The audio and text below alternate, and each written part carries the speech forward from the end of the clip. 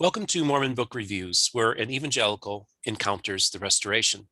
My name is Stephen Peinecker, your host, and we're joined for our next segment with Chris Thomas, author of the book, A Pentecostal Reads the Book of Mormon. There will be a link in the description to this fascinating book. So we have had our conversation about the contents of the book and how it relates to some of the theology that's in the book, what brought you into how you're interested in all this. And I think now the point is that we need to discuss the what's in the title, which is the Pentecostalism in the Book of Mormon. And I think that's a real fascinating thing. And you look at through a Pentecostal lens. So you're able to pick up things that maybe a regular Protestant going through it wouldn't pick up. And so you made some interesting observations about it from a Pentecostal worldview. Let's talk about that. Sure. Well, it's focused on the fact that I am a Pentecostal who's reading the Book of Mormon, right? And I think you're getting at it when you say that I'm reading with different eyes than, say, an evangelical's reading. A non-Pentecostal, non-charismatic. Not only is my approach been affected by the way I come at biblical texts, but also my own formation means that I'm going to pick up on things that are distinctive in the Pentecostal tradition. And as I began to read the book, one of the and the scholarship around Book of Mormon, one of the things that struck me was how little had been done on the role of the Spirit in the Book of Mormon. Now, there are a couple of things that got written, but I was kind of surprised that certain dots did not get connected. For example, in the Book of Mormon, the text talks about the baptism of fire and spirit. And the accompanying phenomenon of the baptism of fire and spirit is tongue speech. Now, this is written in 1830. So regardless of your view of authorship or whatever, we're looking at something that emerges in 1829, 1830 in terms of being written and then being printed. That is 70 years before Parham makes the deduction that spirit baptism, that the evidence of spirit baptism is speaking in tongues, right? Parham is Seymour's teacher, who's the leader of the Azusa Street revival. And so, 70 years before Parham, you basically get statements, explicit statements about the connection between baptism of fire and spirit and speaking in tongues. Now, to my amazement, nobody said anything about that I read. Many LDS folk that I talked with and that I read after are kind of surprised when they find that tongue speech is actually in the Book of Mormon. And, it's, as a Pentecostal, it was a really interesting discovery on my part, not that, others hadn't seen it, but that you had that explicit connection. Part of what's interesting in some of the reception history to me is how quickly that connection seems to have dropped out. And of course, part of the difference is, it's similar to oneness Pentecostalism, but is that the baptism of spirit, of fire and spirit in the Book of Mormon seems to be kind of conversion initiation rather than a subsequent spirit empowerment. But there you have it in the book. You also obviously will have things about spiritual gifts, which, and the language in the book is pretty explicit that churches that do not have spiritual gift manifestations are not true churches, right? They're not the true church. And so you have a number of things that Pentecostals would pick up on, not to mention the phenomenon of prophecy. You have healing and you have words about healing, but you don't have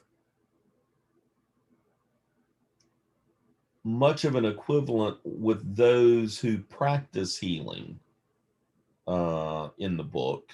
You don't have anything quite like the James 5 text about healing, etc. So it was quite, natural to me to pick up on those dimensions. In fact, I recall that one of the things, there's this interview I saw with George Harrison of the Beatles fame, and he was talking about when he first picked up an Indian sitar, and he said it just felt familiar to me. Well, when I started rummaging around in early Mormon history and Book of Mormon, there were things I recognized. There were things that felt kind of familiar in that regard. And so I think a Pentecostal would pick up on those where other readers might not pick up on those. And the resulting conversations about all that with people in the Restoration has been quite an interesting phenomenon. There are those within the Utah LDS Church who seem to be, well, let me put it this way. There are folk for whom belief in gifts is sort of a dogmatic reality, but there's a distance between that belief and the practice.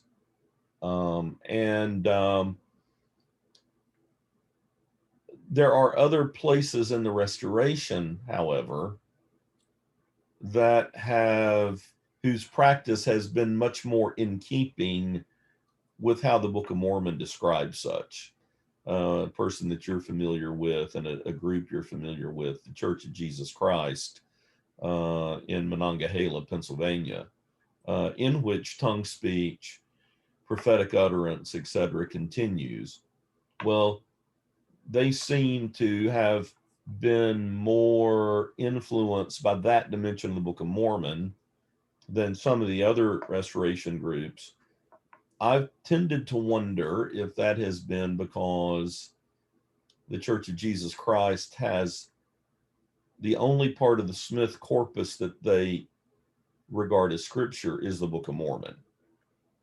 And I've wondered if the more of the Smith corpus you buy into, whether you're less likely to preserve those kind of phenomena than if you just have the Book of Mormon.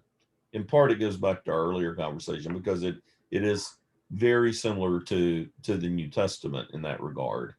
And also, it would be sort of almost a double witness, if you will, from Scripture and Book of Mormon. If you're in a tradition for whom the book functions as Scripture.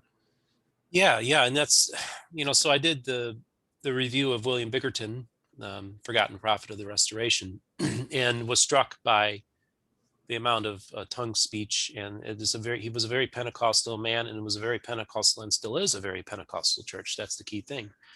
And that's a really fascinating history. But also, I've been interacting with Community of Christ and also some independent restoration people as well. And I brought up, and I was in a group discussion with about 75 Community of Christ people, and I just brought up that I was so surprised in the Joseph Smith III biography that there is tongue speech in 1859, right before the 1860 formation of the RLDS. And so I asked them, and I had Lack McKay and a couple other prominent people from the Community of Christ on this this call. And I asked him, I said, I had no idea that there was tongue speech going on in the RLDS. And what's the history here? What happened? And so they were telling me that, yes, there was a little bit of that for the beginning. And then somebody brought up how, like, well, there were some prominent women in the early 20th century that kind of kept it going, and then it kind of died out. But then as they're talking, I'm getting messages from people. Well, brother so-and-so 20 years ago, he spoke in tongues in this conference. And so I had like 2 or 3 instances of that in the last 20, 30 years of Pentecostal tongue speech in the now what is called the Community of Christ. And I thought, well, this is interesting. So there's a vestige there, even when the second largest branch, and then of course the third largest branch of the Restoration is the Church of Jesus Christ. And then you have various other groups, and there are, to varying degrees, you will find that there is tongue speech in some of these other groups as well. And I know that there have been instances of tongue speech in the 20th century in the LDS Church as well through individual members. So it's still there on some level, more pronounced in some branches than others. And I just find that endlessly fascinating. Indeed, indeed. It's a lot that we can learn from that. So that, the book itself, like you said, we mentioned how Protestant of a book it is. And now, of course, it's also a very Pentecostal book. And as you're weaving yourself and trying to understand this book, and you recognize so much of, you were in familiar territory, like you said, you picked up the instrument, you knew how to play it right away, right? What was that like for you to have that realization that there's something going on here that you weren't expecting, and not only with the document itself, the Book of Mormon, but also the restoration itself? Well, that's a good question. I was surprised. I was surprised by, I think, the connection between tongue speech and the baptism of fire and spirit, and that it was rather consistent in that regard. Of course, there were a lot of groups that had some kind of charismatic phenomenon in the 19th century, though tongue speech seems to have been more exceptional than other sorts of phenomenon. The healing movement being one of the things that is, emerges in the 19th century.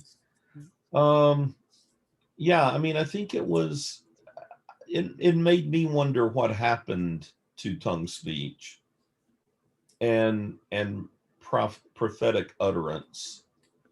Pretty early on, as I would read more, Joseph kind of shuts down certain rival or what is interpreted as rival prophetic sort of figures, from others who use seer stones to others who spoke in tongues. In fact, he apparently had warned the church about tongue speech, and when he meets Brigham Young starts speaking in tongues, and everybody was expecting Smith to correct him, but he didn't. He seemed to affirm him.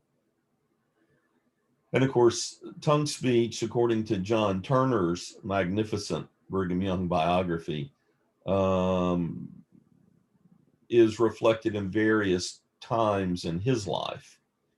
So it created a lot of questions for me in terms of what happens to it in the history of the tradition. And I don't want to say that it goes underground, but the charismatic phenomenon eventually don't seem to have much of a place in public worship at all, which seems to stand in some tension with the Book of Mormon, which tends to identify the true church with those phenomena. But again, that's for the LDS tradition, that seems to be one of those things where the continuing revelation brings sort of a different emphasis and view to those sorts of things. Yeah, and I've actually been interacting with LDS, and they were telling me like, and we don't have to really get into this, but their observations, like the Missionary Training Center, the MTC, that's their manifestation of tongues, that they're training people with, different language, and I can kind of see that, but it's not. Somebody brought that up to me in a Facebook group, and I just told them, I said, well, I believe that tongues is for all, and not just those trained in the MTC Center, that it's available to all.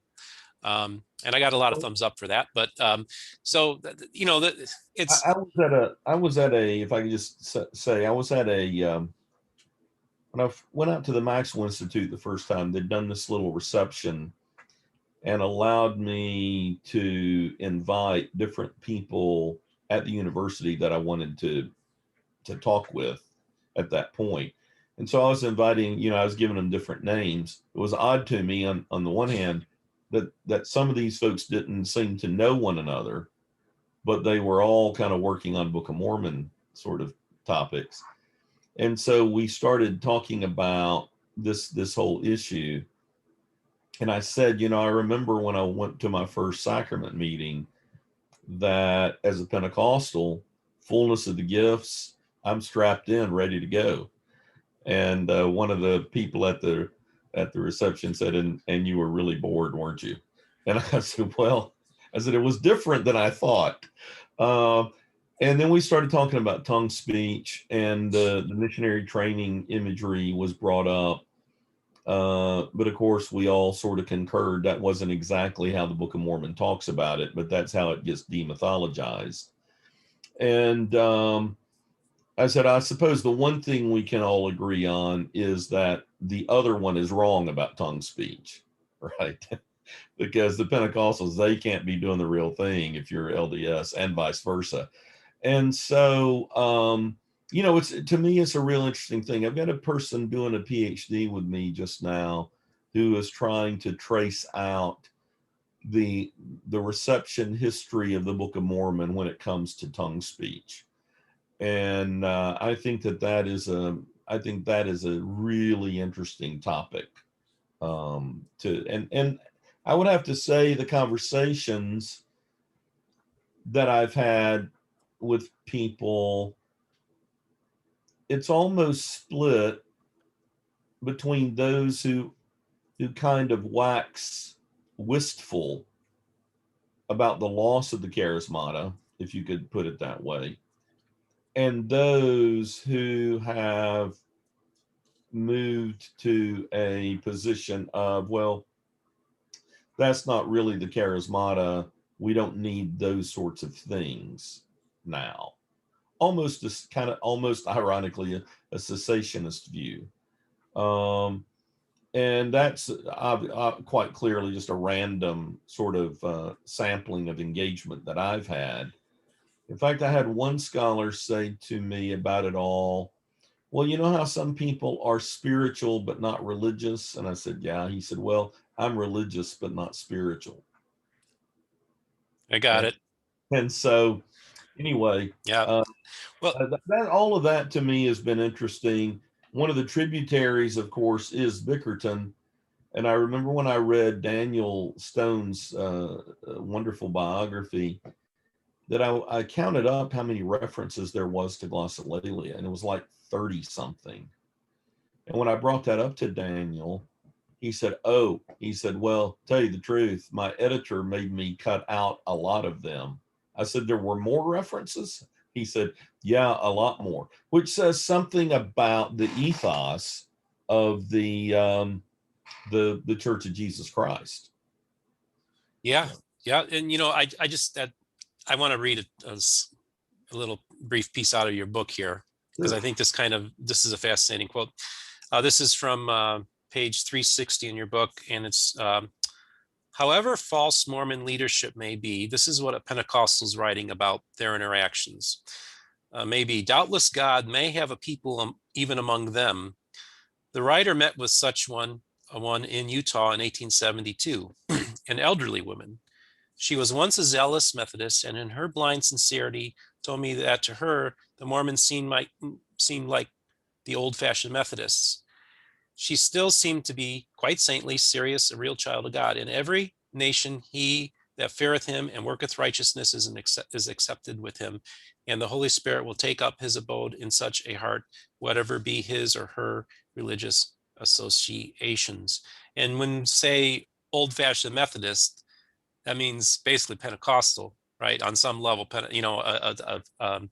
and so to me, I look at this is where the tension is, right? Right, the tension between where we're at, you and I, on some level, where here a Pentecostal brother makes an observation and about another person who essentially he would equate as being very similar in their worldview. Yeah, but the particular text you're referring to is early in a publication called The Bridegroom's Messenger, which was sort of the southeastern equivalent to the Azusa Street, the Apostolic Faith publication at Azusa Street. And it's in 1908, which is really early in terms of Pentecostal periodical literature. And the fact that in the very first one, you have this kind of denunciation of Mormons, and yet at the same time, you get that text quoted about that God may have among this people a people, was much more generous than the things I'd ever heard in the tradition about the LDS tradition, and perhaps vice versa, to be honest about it. And so it always kind of stuck with me that that you did have from the beginning of the tradition this acknowledgement that God could be at work amongst another people, which is quite extraordinary in that regard, I think. Yeah. Yeah. I mean, that's just fascinating stuff to me, and it's just that it's just this wonderful part of our journey that we're on together, and we get to encounter these little nuggets that we unexpectedly are running into, and just really enlightens so much of what we're trying to do. So a couple of things I wanted to just go over with you regarding the publication, and that regards the reception history. You brought that up just a little bit ago. One of the things that I wanted to talk about is art and the Book of Mormon. Mm. I brought that up in my book review. And first of all, I'm just going to show here. This is David Hiram Smith's painting. This is all one painting, okay, of Lehi's vision. They're holding on to the iron rod here, and there's the great and spacious building. And what you discovered was that this is probably the oldest extant painting of a Book of Mormon story. Now, I will tell you, I was talking to Lachlan McKay about it with the Community of Christ, and they own it. It's in their, I guess, an indefinite loan from the Smith family. And he at first said, I didn't really realize that. He said, but now that you mentioned the dates, he said, yeah, that sounds about right. So I just think that's an interesting story. What you want to? Yeah, I had been on one of my trips to Nauvoo. It may have been the first one.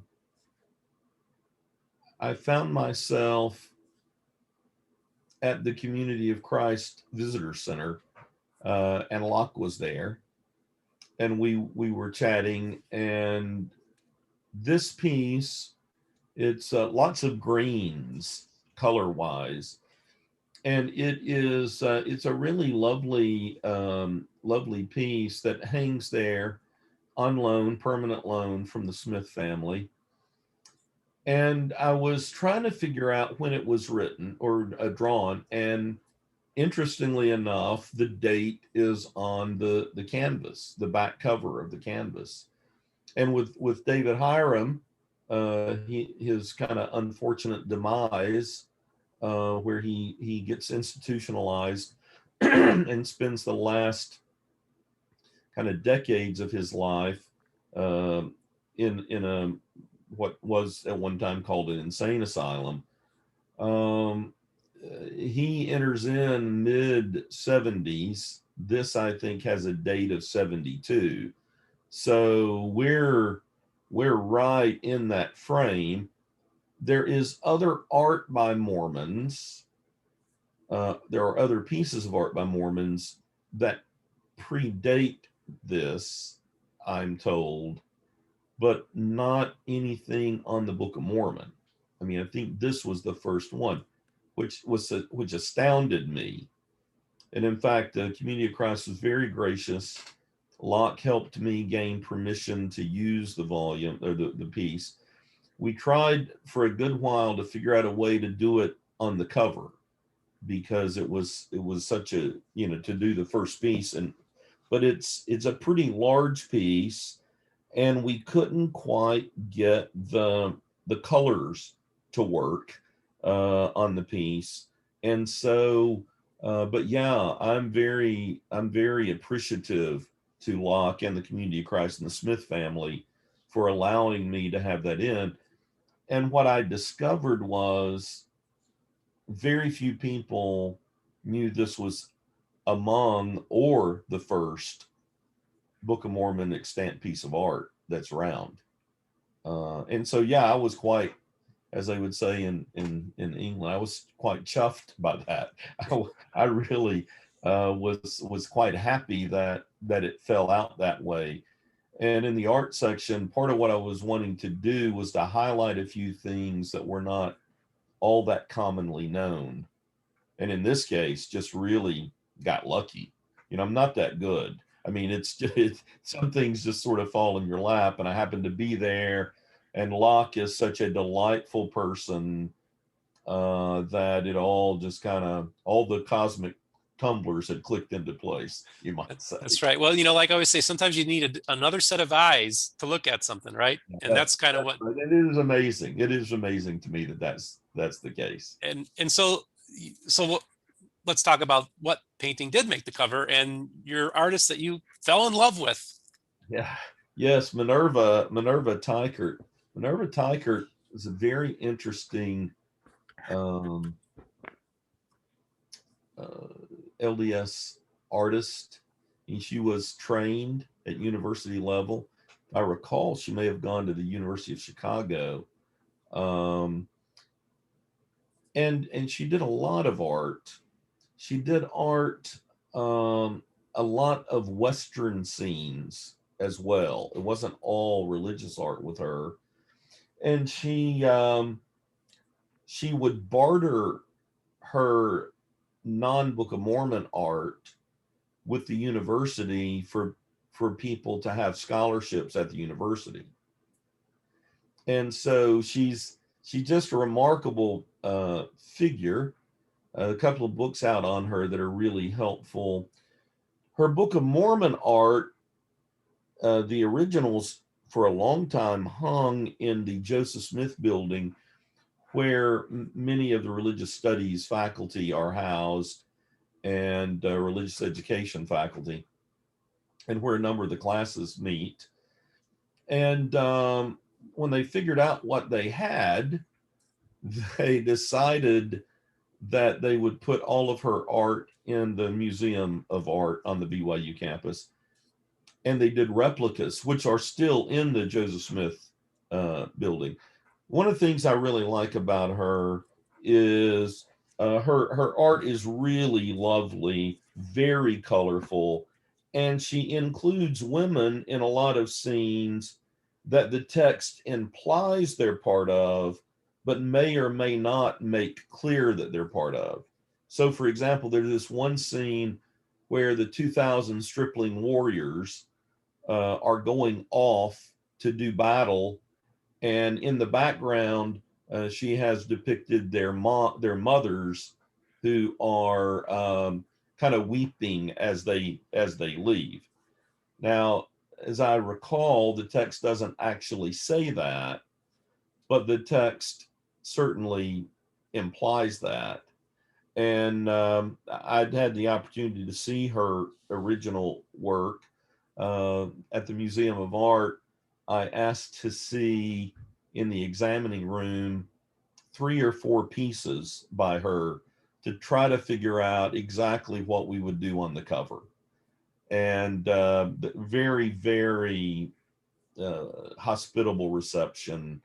And that was quite a an exhilarating time to spend there, to be received in the way I was, and to just have as much time as I needed in these examining rooms to have a look. And then, excuse me, and then on one of my trips, they happened to have all her stuff displayed. And because they have so much stuff that they rotate the displays. And so I was able to kind of take them all in at one time. Yeah, I really love the Tykert stuff. So that leads me to my guy. That would be this guy here, Arnold Freeberg. Right. And I got Jesus coming down, and I got a war scene here with Samuel the Lamanite as he's trying to convert the bad Nephites at this time in the Right. storyline.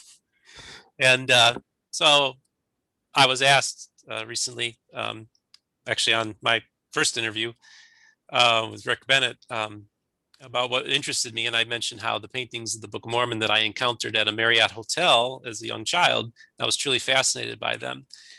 And so I don't want to say I was disappointed, but I was surprised that you didn't have a mention or talk about him. Now I know you say, well, because he's well known. I get that. But to me, like as an outsider, like, okay, if anybody like an evangelical or Pentecostal were to encounter the Book of Mormon, it would be the paintings that would strike them. And I thought, that would be a next good place that you could, talk about. So let's just talk about what made you decide not to include Arnold in your book. Yeah, well, that's a great question, and you would not be the first person that I've disappointed in my life. So you're absolved, Steve. Or I'm absolved, maybe a self absolution.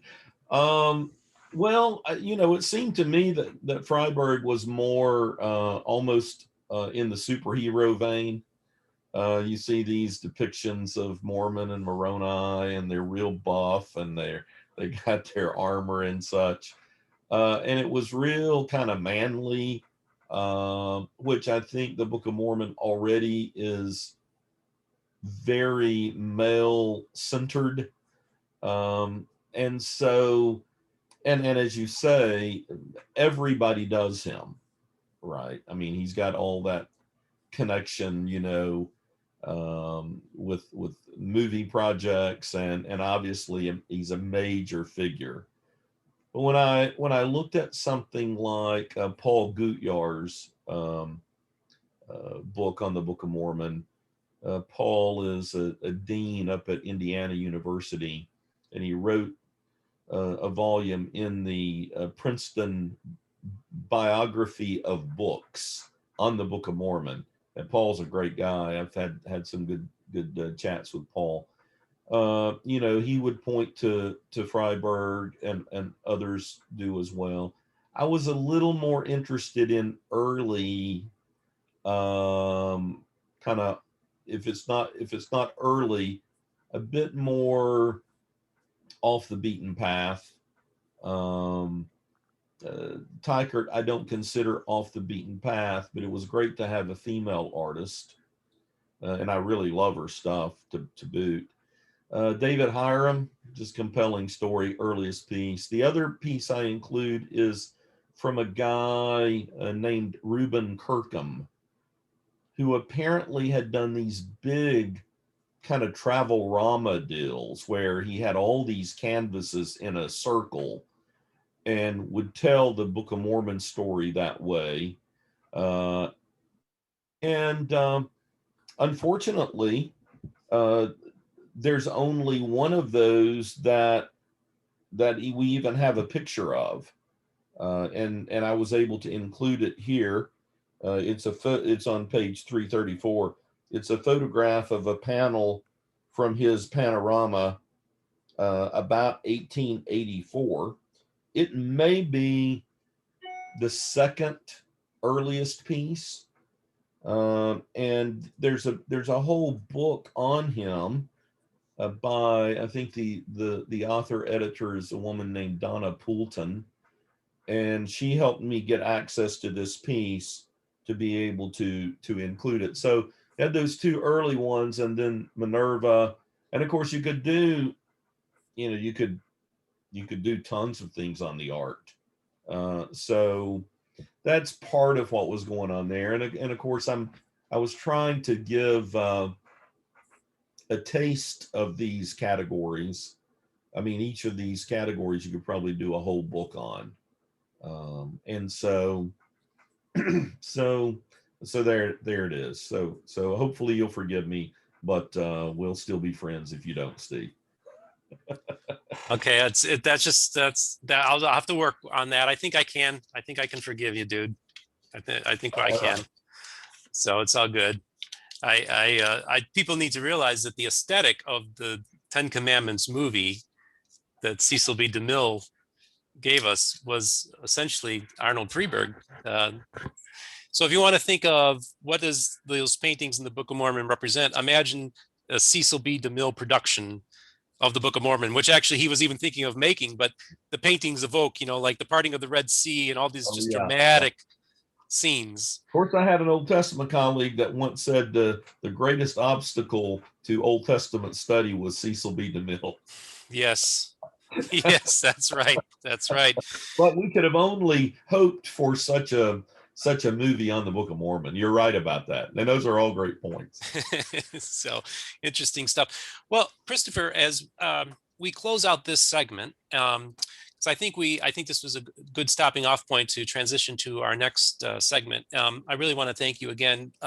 Please like and subscribe. There's a link in the description of this fantastic book. I heartily recommend this. I gave it a 5 out of 5 stars in my review. So we're going to move on to our next segment. Thank you very much. Please like and subscribe. And thank you for watching Mormon Book Reviews.